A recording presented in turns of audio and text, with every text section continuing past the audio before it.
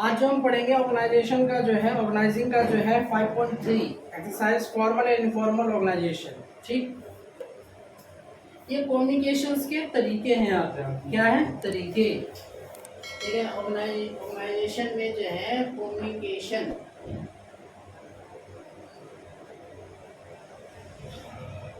के दो टाइप्स के कम्युनिकेशन है, जिससे जो है टॉप लेवल जो है वो लोअर लेवल के साथ जो है कैसे कम्युनिकेट करेगा, ये तरीका है। एक होता है फॉर्मल और एक होता है इनफॉर्मल। ठीक है, आपने इंग्लिश में जब लेटर लिखा होगा तो इस तरह के बहुत देखे होंगे। फॉर्मल क्या होते हैं? जो आपके स्कूल या जो है आपके पब्लिक ऑफिस जितने भी हैं, इन सबको जो आप लेटर लिखते हो तो उसको कहते हैं फॉर्मल। जो अपने से रिलेटेड होते हैं उनके लिए क्या होता है? इनफॉर्मल। उनमें एक तरीका, एक टेम्पलेट सेट नहीं होता है कि इस तरीके से आपको एड्रेस लिखना है, सेंडर, रिसीवर, सारी चीज़। उसमें एक दो पॉइंट लिखते हैं, उसके बाद लेटर लिख करके उसको जो है उस एड्रेस पे पोस्ट कर देते हैं। ठीक है, तो ऐसे ही ऑर्गेनाइजेशन में जो है ना दो तरीके से कम्युनिकेशन करते हैं हर जो पर्सन होता है, टॉप लेवल से middle level, lower level, non level. ठीक है, तो उसमें होता है फॉर्मल होता है जो आधिकारिक तौर पर होता है, जिसके बहुत सारे तरीके हो सकते हैं, टेलीफोन से, ईमेल से, ठीक है, लेटर से, वो और भी तरीके होते हैं। तो ये होता है फॉर्मल। इनफॉर्मल ये वर्बली होता है। क्या होता है? वर्बल। ठीक है, अगर हम बात करें फॉर्मल का क्या होता है, ये एक प्रूफ के तौर पे जो ऑर्गेनाइजेशन में यूज कर सकते हो। इनफॉर्मल को जो है प्रूफ के तौर पे यूज नहीं कर सकते हो, क्योंकि इसमें जो है बहुत सारी चीजें क्या होती हैं, अपनी तरफ से एम्प्लॉय ऐड भी कर लेता है। जबकि जबकि फॉर्मल में ऐसा कुछ नहीं। फॉर्मल में क्या है कि ऐड नहीं, जो है वो डॉक्यूमेंटेड होता है और उसके बिहाफ पे जो है ऑर्गेनाइजेशन आपके अगेंस्ट जो है कार्रवाई, एक्शन ले, या जो आपके लिए जो रिलेटेड होता है। इसीलिए कहते हैं कि फॉर्मल रूप से जो भी मेल आया है आधिकारिक रूप से स्पष्ट हुआ है, क्योंकि उसमें सब कुछ जो है तय करना पड़ता है। इनफॉर्मल में ऐसा कुछ नहीं, ये वर्बल ही है, जिसको जो मन आता है अपने हिसाब से उसे ढाल करके जो है ना दूसरे को बता देता है। अब ये कहोगे कि अगर इतना है तो इसको ऑर्गेनाइजेशन में क्यों करते हैं? क्योंकि ऑर्गेनाइजेशन में बहुत सारे काम ऐसे भी होते हैं जो इनफॉर्मल तरीके से होते हैं। ठीक है, अब जैसे किसी को जो है मुझे फीडबैक लेना है, तो मैं क्या करूँगा, किसी एक को बता करके वो खबर जो है यानी इन्फॉर्मेशन स्प्रेड करवा दूंगा। क्या करवा दूंगा? स्प्रेड। और ये जो स्प्रेड कराऊंगा, इससे क्या होगा कि सबका मुझे फीडबैक अपने आप ऑटोमेटिक आ जाएगा, किसका क्या है। ठीक है, अभी मैंने फॉर्मल तरीके से आधिकारिक रूप से कोई घोषणा नहीं की है, तो जब मेरे पास फीडबैक आ गया तो इससे क्या होता है, वो मिला जुला आएगा। अब मान लो जैसे कि मिस्टर एक्स है, मिस्टर एक्स जनरल मैनेजर है, मैं कहता हूँ ये जनरल मैनेजर पे इसकी सैलरी का इंक्रीमेंट या इनके जो है पावर्स को और एक्सपेंड करना चाहिए या टेन्योर और बढ़ना चाहिए। बोर्ड ऑफ डायरेक्टर जानना चाहते हैं, तो सारे डिपार्टमेंट्स के मैनेजर हो गए जितने भी, ठीक है, उन सब का, और जो सुपरवाइजर हो गए उन सब का फीडबैक लेने के लिए इनफॉर्मल का यूज करेगा, फॉर्मल का नहीं। ठीक है, तो इस और भी बहुत सारी हैं, अभी उसके बारे में डिस्क्राइब से हम पढ़ेंगे। तो ये फॉर्मल इनफॉर्मल होते, दिक्कत है। अब इसके बारे में अगर पढ़ें, in all organisation employ are guided the by the rules of procedure. जब भी आप किसी ऑर्गेनाइजेशन या कंपनी में एंटर करते हो, वहाँ रूल्स ऑफ प्रोसीजर होता है, कितने बजे आना है, इतने बजे जाना है, ये जो है लंच टाइमिंग है, ये आपका जो है टी टाइमिंग है, उसके बाद आपको ईमेल करना है, जाने से पहले जो है मिलना है, आपको जो है मीटिंग में इतने बजे आना है, मीटिंग में प्रेजेंटेशन देना है, आपको जो इस तरीके से हरासमेंट नहीं करनी है, आप हरास होते तो कहाँ जाना है, अगर फ्रस्ट्रेट होते तो कहाँ जाना है। सब चीज़ें जो है पहले से ही प्लान, रूल्स और प्रोसीजर बने होते हैं। अगर आप ये गलत करोगे तो आपके अगेंस्ट कौन सा एक्शन लेगा, कौन सा वॉयलेशन होगा। ठीक, enable the smooth functioning to the enterprise in job description and rules the procedure related to work process the leader work process related सारा ये काम होता है। this is the done through the formal organization। ये formal organizations होते हैं। Formal organisation refer to the organisation structure which design by the management. और ये डिजाइन कौन करता है? मैनेजमेंट। कौन डिजाइन करता है? मैनेजमेंट। ठीक है, to accomplish of the particular task के लिए, तो स्पेसिफाई, क्लेरिफाई कर देता है क्या उसकी बाउंड्रीज है, क्या अथॉरिटीज है, क्या रिस्पॉन्सिबिलिटीज है, सीमाएं कितनी जो है उसकी लिमिटेशंस है, कितनी आपको पावर मिली है उसके रिलेटेड, और कितना जो है आप पे जिम्मेदारी है। द सिस्टमैटिक कोऑर्डिनेशन होता है various activities achieve the organisation goal के लिए कोऑर्डिनेशन करना है, क्योंकि टीम वर्क से जो है आप ऑर्गेनाइजेशन में जो है काम कर सकते हो। अगर आप ये चाहते हो नहीं मैं अकेला ही सब कुछ कर लूंगा, जनरल मैनेजर बोलेगा मैं ही कर लूंगा सब, तो काम हो पाएगा क्या? सुपरवाइजर या लोअर लेवल का एम्प्लॉय करेंगे हम ही कर लेंगे, तो बात ही नहीं बनेगी। हर किसी का काम डिसाइडेड होता है, उसको इस हिसाब से करना पड़ता है। फिर आते हैं फीचर्स। फीचर्स में वही है, it is the deliberately design by the top management to facilitate the smooth functioning. ठीक, टॉप मैनेजमेंट जो है वो अपना जो है फैसिलिटेटेड सर्विस देता है, स्मूथ फंक्शनिंग, जिससे ऑर्गेनाइजेशन सही से चले। ये अचीव करते हैं ऑब्जेक्टिव को स्पेसिफाई कर दिया, प्लान बता दिया, किस तरीके से उसके रूल्स रखने हैं, किस तरह से उसके जो है प्रोसीजर रखने हैं, असेंशियल फॉर देयर अचीवमेंट, और इससे जो कौन कौन सा जो है वो उसका अचीवमेंट होगा। It specify the relationship among the various job position, बहुत सारी जॉब पोजीशंस होती हैं, and the nature of their the inter relationship, कैसा रिलेशनशिप होता है, इंटर, आपस में ही जो है, ठीक है, इंटर मतलब अंत है। ठीक, this is the classify who has the report to whom, इसे क्लासीफाई होता है कौन किसको रिपोर्ट करेगा, किसके ऊपर कौन है। ठीक, एफर्ट्स ऑफ वेरियस डिपार्टमेंट, सभी डिपार्टमेंट्स की तरफ से एफर्ट लगाया जाता है, कोऑर्डिनेट किया जाता है, इंटरलिंक होते हैं, इंटरग्रेटेड थॉट्स होते हैं। ये फॉर्मल ऑर्गेनाइजेशन है, किसमें है ये, फॉर्मल ऑर्गेनाइजेशन। ठीक है, it place the more emphasis work in perform the interpersonal relationship among the employ, और आपस में एम्प्लॉय का भी इंटरपर्सनल रिलेशन बन जाता है, जिससे उसको काम करने में सही लगता है, वर्क एनवायरनमेंट होगा, है ना। अब जैसे आप अकेले काम कर रहे हो, आपसे कोई बात नहीं कर रहा है, आप किसी से नहीं कर रहे हो, तो आपको थोड़ा ऑकवर्ड तो फील लगेगा ही ना, या नहीं लगेगा, लगेगा। और जो ऑकवर्ड फील लगेगा, जिससे आपका जो है यानी कि काम में कर तो रहे हो, लेकिन उस हिसाब से प्रोडक्शन नहीं निकलेगा या प्रोडक्टिविटी नहीं निकलेगी क्वालिटी के साथ, क्योंकि इंसान का दिमाग जितना हेल्दी रहेगा वो, क्योंकि बातचीत भी जरूरी है, और एनवायरनमेंट जितना अच्छा होगा काम उतने अच्छे से होता है। लेकिन एक ही तरीके से आप अकेले हो तो लोनलीनेस भी तो फील करोगे, वो तो इंसान के साथ होता है by default. Exception always there, किसी को लगता है कि मैं अकेला ही रहना अच्छा लगता है, तो वो अलग केस है। अब आ जाते हैं इनफॉर्मल ऑर्गेनाइजेशन, इनके बीच तो डिफरेंस मैंने बता दिया, अब इनके जो है होता क्या है उसके बारे में पढ़ेंगे। फिर है when people have a frequent contract जो है करते हैं, they can not be force, बिना किसी फोर्स के, into the formal structure, formal structure में नहीं होती, based on their the interaction, आपस के बातचीत या इंटरेक्शन में होता है, जैसे फ्रेंड्स होते हैं, ग्रुप्स वाले होते हैं, कन्फर्मिटी दे इंटरेस्ट, जिसका जिससे इंटरेस्ट होता है। ठीक है, अब जैसे मेरी तुम्हारे से अच्छी बॉन्डिंग है, अच्छा इंटरेस्ट है, तो मैं तुमसे वो सारी बातें जो है शेयर करूंगा, सारी बातें बताऊंगा जिससे जो है मेरा इंटरेस्ट है। मेरी से ट्यूनिंग अच्छी नहीं बैठती है मिस्टर वाई से, ठीक है, तो ट्यूनिंग सही नहीं बैठ रही है, तो मैं उतना ही करूँगा जितना काम मेरा चल सके। तो क्या हर किसी का इंटरेस्ट होता है। ठीक, यहाँ दोस्ती जो है कोई ज़्यादा पर्सनल लेवल पे नहीं करता, लेकिन कभी कभी हो भी जाती है। Interaction of among people, the work give the rise of network of a social relationship बनाते हैं among employees, called the informal organisation, क्या कहते हैं उसे, informal organisation. Example, informal organisation groups from the common interest होता है, who take a part in the cricket match, जैसे Sunday, meet the cafeteria in coffee, interested dramatic, ठीक है, हम कैफेटेरिया में जो कॉफी के लिए मिलेंगे, संडे को पिकनिक पे जाएंगे, मूवी देखेंगे, होता है ना आपस में, वो हो गया। ठीक, फीचर्स ऑफ इनफॉर्मल ऑर्गेनाइजेशन, क्या क्या फीचर्स हैं, emerge of spontaneously and not a deliberately created by management, ये मैनेजमेंट क्रिएट नहीं करता, एम्प्लॉय के हिसाब से खुद ही क्रिएट हो जाता है काम करते करते। ठीक, हर ऑफिस में होता है। Informal organisation originate from within the formal organisation से ही होता है, result of a social personal interaction होता है एम्प्लॉय के बीच में, सोशल और personal. This standards of behaviour, उसका स्टैंडर्ड ऑफ बिहेवियर इवॉल्व होता है ग्रुप नॉर्म्स के हिसाब से, rather the officially laid down rule and regulation वहाँ नहीं चलते हैं ना, बिहेवियर पैटर्न होता है। ठीक है, फॉर्मल में तो सब कुछ जो रूल एंड प्रोसीजर होता है, वहाँ कुछ नहीं है, जिसका जिससे सदे वैसे जो उस हिसाब से काम कर लेते हैं। इंडिपेंडेंट चैनल्स होता है कम्युनिकेशन का, विदाउट द स्पेसिफाइड डायरेक्शन, बिना किसी डायरेक्शन की, फ्लो ऑफ इंफॉर्मेशन चलता है, डेवलप बाय ग्रुप मेंबर्स के थ्रू होता है। Informal organisation does not have a fix line of communication, इसका कोई फिक्स लाइन ऑफ कम्युनिकेशन नहीं होता है, कोई बातचीत से कर लेता है, कोई कैफेटेरिया में कर लेता है, कोई व्हाट्सएप पे कर लेता है, कोई फेसबुक पे कर लेता है, ठीक है, कोई मैसेंजर पे कर लेगा, कोई जो है इंस्टा पे कर लेगा, ठीक, कोई फ़ोन कॉल पे कर लेगा, या कभी कोई संडे कर लेगा, तो उसका कोई फिक्स लाइन नहीं होता है, मोड नहीं। नो डिफाइनाइट स्ट्रक्चर होता है from because the complex network of social relationship among the member, it has the written rules include, कोई रिटन रूल या कोई इसका स्कोप नहीं होता है। ठीक है, सारी चीज़ें वैसी ही होती हैं। तो ये आ गया आपका फॉर्मल और इनफॉर्मल, इसमें दिक्कत है? तो हमने फीचर्स पढ़े, इनके डिफरेंस मैंने आपको पहले बता दिए। तो इनके जो डिफरेंस एक बार अगर आप पढ़ोगे तो इससे आपको और क्लियरिटी जो है मिल जाएगी। ठीक है,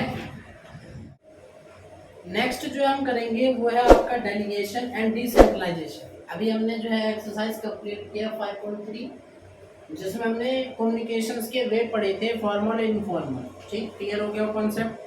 अब पढ़ेंगे उसी के आगे जो है डेलीगेशन एंड डिसेंट्रलाइजेशन। इसका मतलब होता है पावर ऑफ डिस्ट्रीब्यूशन, कि पावर किसको जो है डिस्ट्रीब्यूट किस तरीके से करना है। ठीक, तो डेलीगेशन एंड डिसेंट्रलाइजेशन, इसे कहे पावर का ही एक रूप, एक होता है डेलीगेशन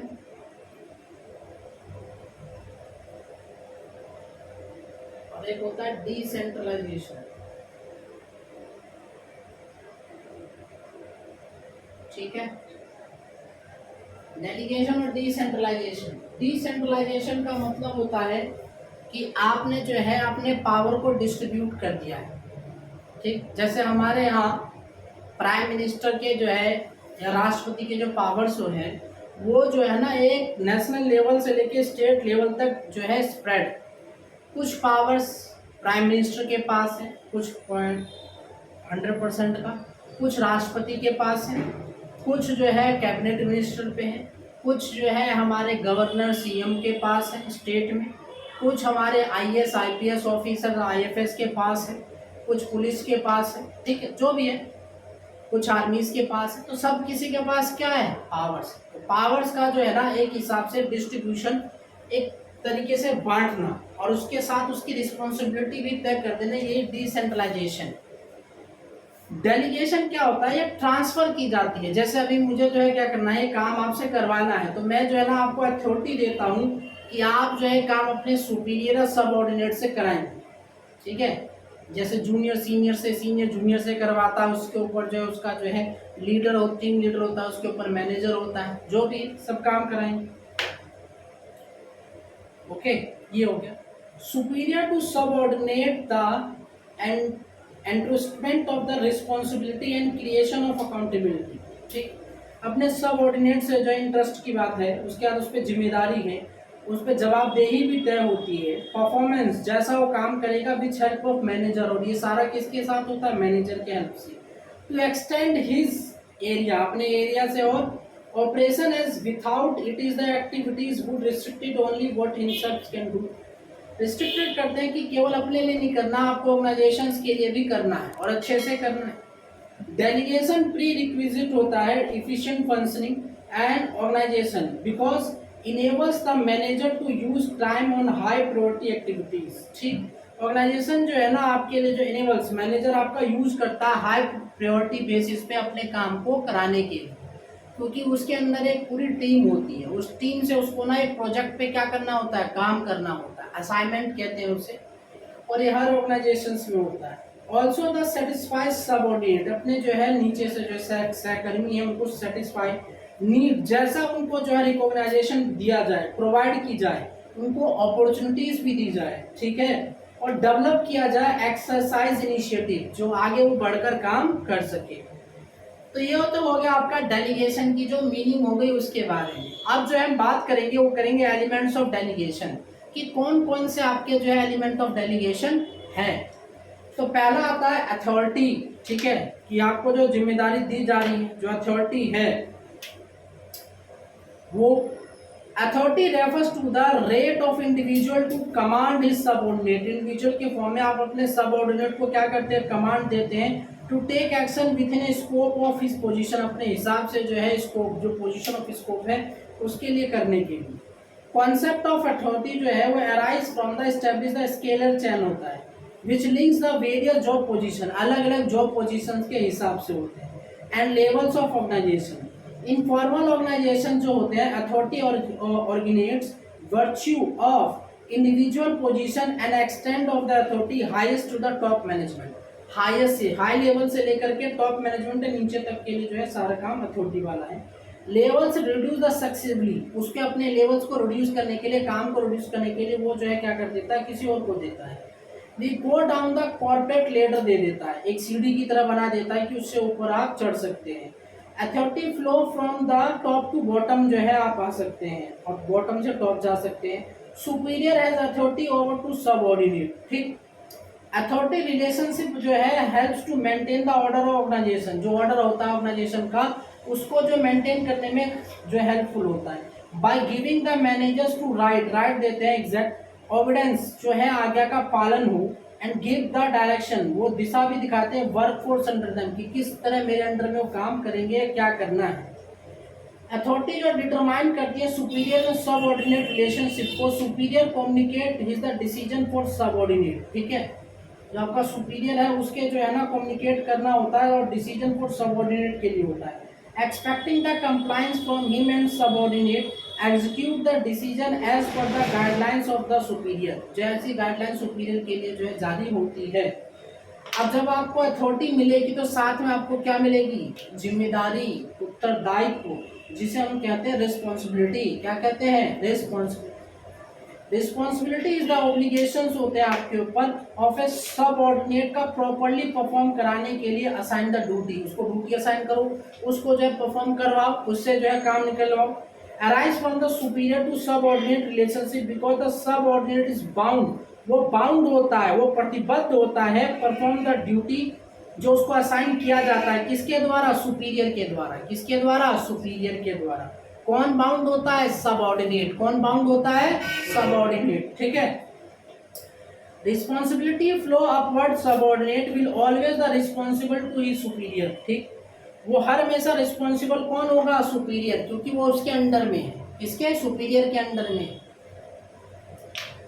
अब जब आपके पास जिम्मेदारी है और आपको अथॉरिटी दी गई काम करने के लिए, तो जब आप वर्क पूरा कर लेते हैं तो साथ में आपके साथ क्या आ जाती है, अकाउंटेबिलिटी, ठीक है, जवाबदेही। जब अगर कुछ गलत होगा तो भी आपको जवाब देना पड़ेगा, या नहीं हुआ काम, क्यों नहीं हुआ, प्रोजेक्ट कैसे चला गया, डाउन क्यों हो रहा है, तो आपको जो अथॉरिटी भी दे रखी है, दायित्व भी बता रखा है, जिम्मेदारियां भी हैं, तो आप जवाब कौन देगा, आप ही दोगे ना, या कोई बाहर से आकर के दे देगा जवाब देने वाला, हम उसे बुला लें।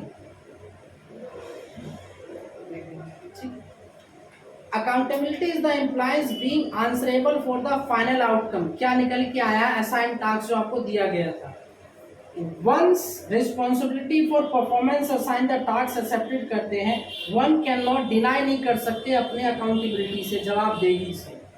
Thus accountability arise from responsibility, accountability जब ही अराइज हो जाती है जब आप पे क्या आ जाती है, रिस्पॉन्सिबिलिटी, जिम्मेदारी आ जाती है।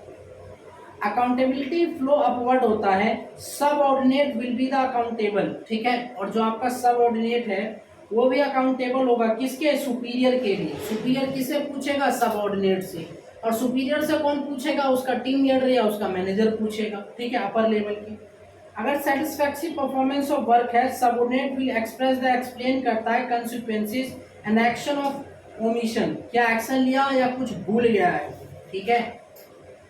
तो ये हो गया। अब आ जाते हैं इसके प्रिंसिपल ऑफ डेलीगेशन की, कौन कौन से प्रिंसिपल ऑफ डेलीगेशन होते हैं, ठीक है।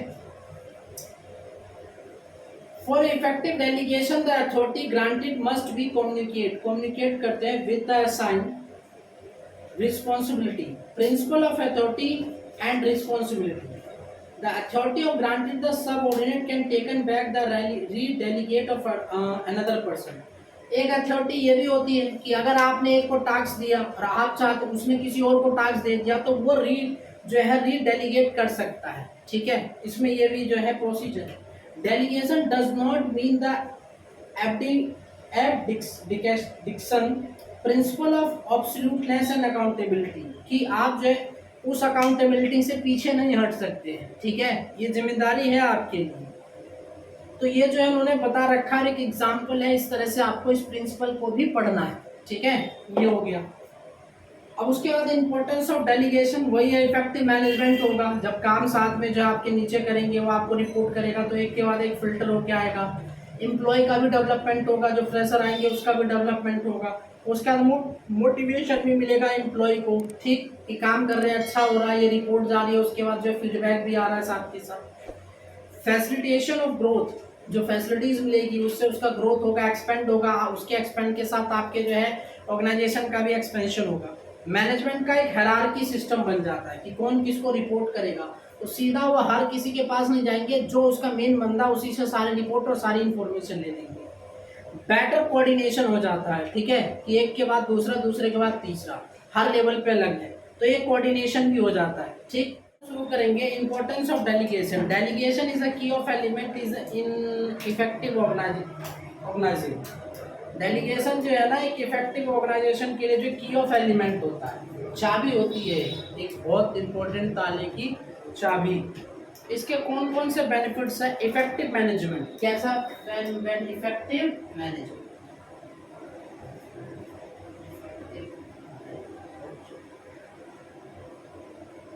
पहला, ठीक है, ये हो गया। अब वही चैप्टर है आपका ऑर्गेनाइजिंग। लास्ट टॉपिक है डेलीगेशन एंड डिसेंट्रलाइजेशन।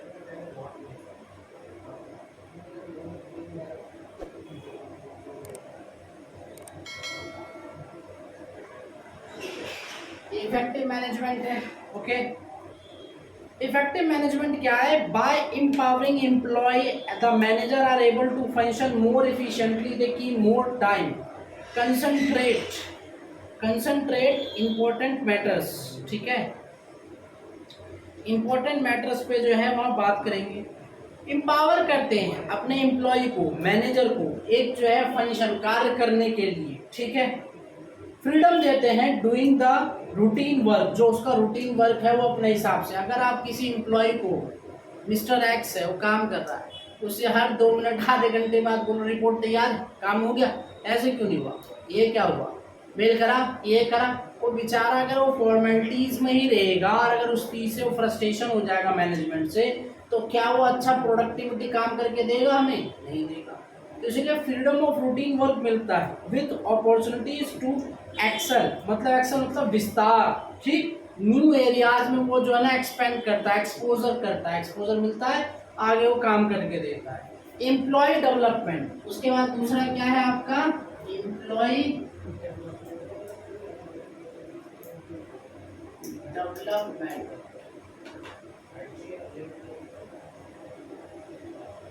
ओके,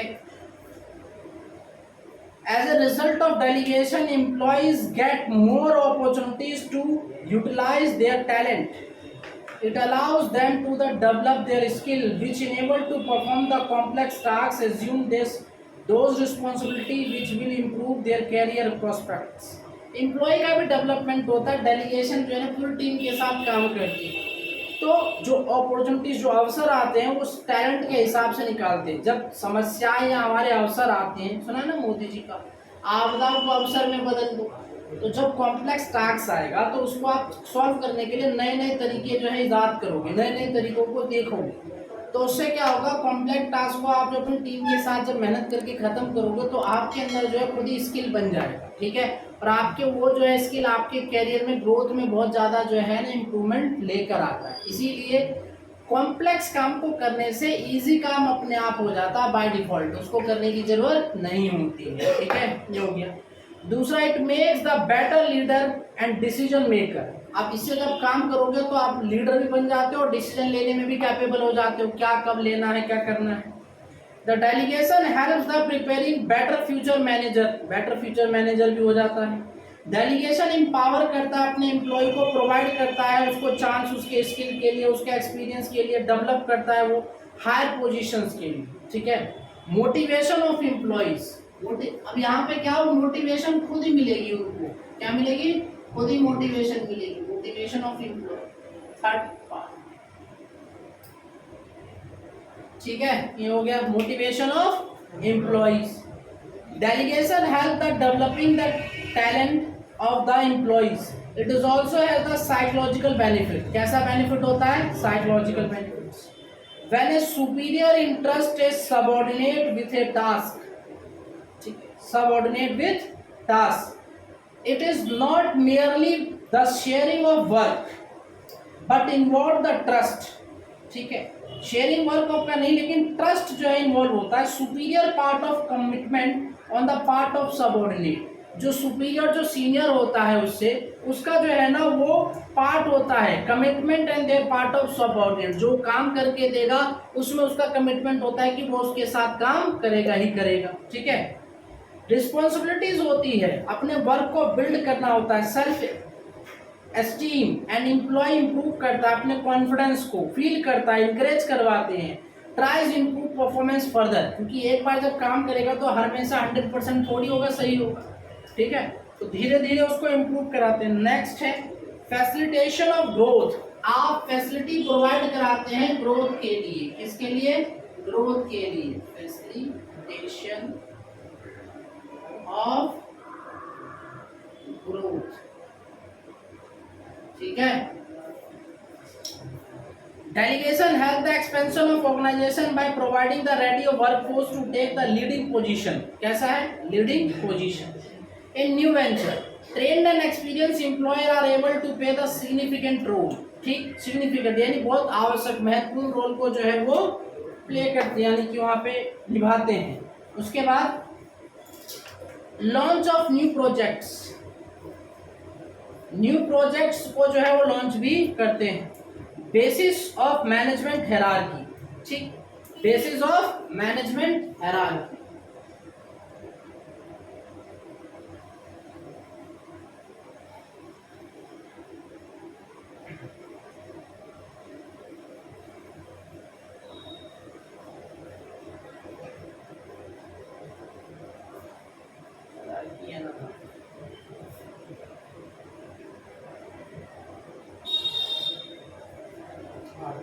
ठीक है। Delegation of authority establish the superior subordinate relationship, ठीक, वो जो है ना सुपीरियर जूनियर और सीनियर का रिलेशनशिप बिल्ड करने में, उनके संबंध बनाने में सही काम करते हैं। With the basis of hierarchy system, जो एक के बाद एक ऊपर चलते हैं पिरामिड के form of management. It is the degree and flow the authority which determines who has the report to हुम।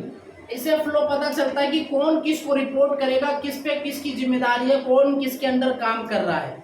तो इसके जो है हमारी रिस्पॉन्सिबिलिटी भी तय हो जाती है, पावर भी हो जाता है, और किसी को जो है कम्युनिकेशन गैप की जरूरत नहीं होती, बहुत ही कम होती है, ठीक है, lake of communication. Better coordination, जब सब कुछ पहले से ही परफॉर्म है तो बेटर कोऑर्डिनेशन तो हो ही जाएगा ना, है ना।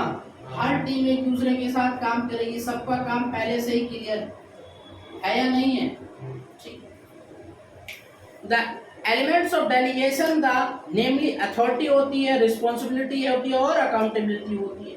Help to define the powers and duties, ये जो है पावर्स और ड्यूटीज को डिफाइन करते हैं, हेल्प करते हैं, ठीक है। Related to the various position of organisations पे जो भी है उनके काम। This helps to avoid the overlapping, जो ओवरलैपिंग ज्यादा जो है ना काम जो होते हैं, जो नहीं एक्चुअल में लेकिन करते हैं, तो उसको खत्म करते हैं। डुप्लीकेशन ऑफ एफर्ट को खत्म कर देते हैं। पिक्चर ऑफ वर्क लेके आ जाते हैं हर लेवल पे, जितने भी लेवल हैं।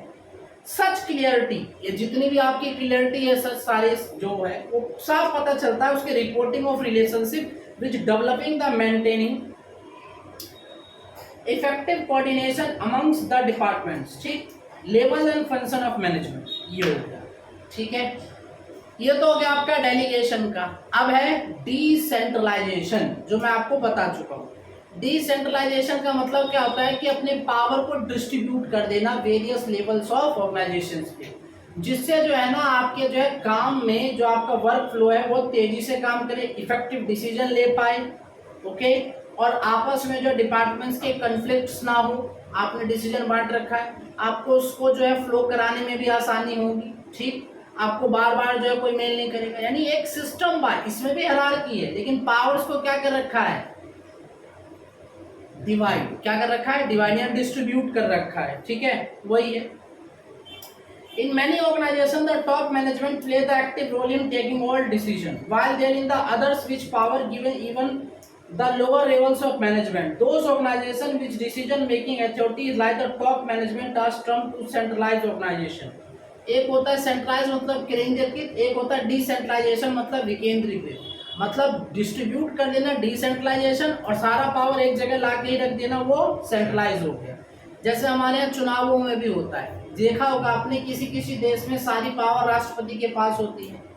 हमारे यहाँ डिसेंट्रलाइजेशन है, पावर को क्या कर रखा है, डिस्ट्रीब्यूट, कुछ सीएम पे है, कुछ बहुत सारे पीएम पे है, कुछ प्रेसिडेंट पे है, आया ना, ठीक, ये उसी तरह से decentralization explain the manner of decision making responsibilities are divided among the hierarchical levels. The put simply decentralization refer to delegation authority throughout all levels of the organization.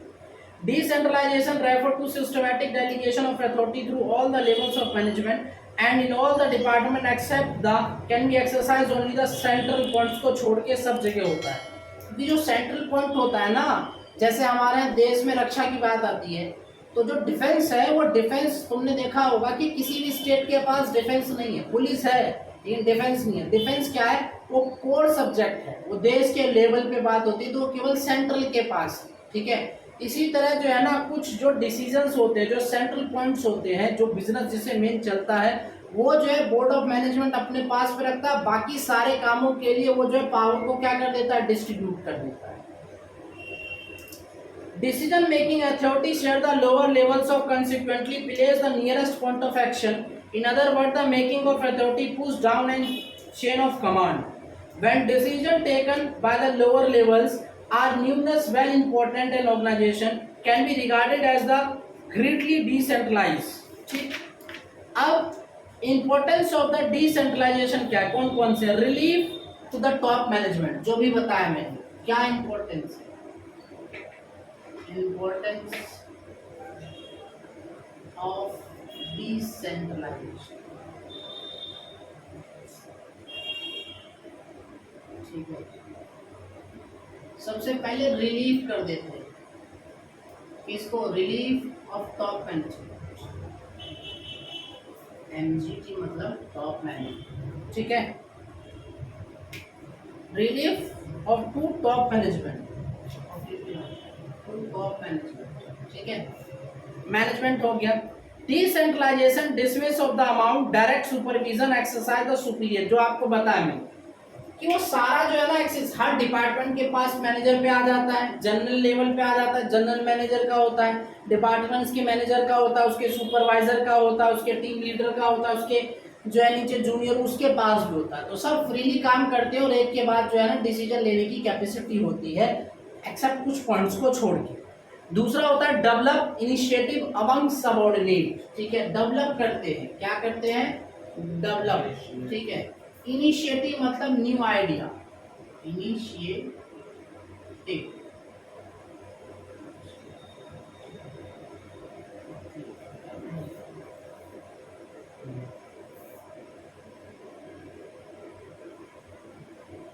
ठीक है।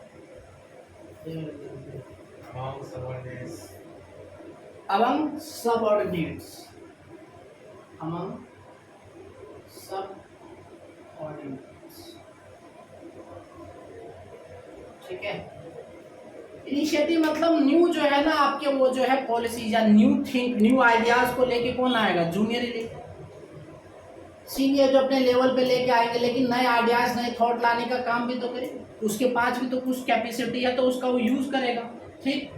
Decentralisation helps to promote the self reliance को वो promote करता है, confidence among the subordinates के बीच में, because when lower managerial levels are given a freedom to take on decision to learn depend on the on judgement, उसको हम freedom दे देते हैं अपने हिसाब से, आप जजमेंट करके डिसीजन लेकर काम करो।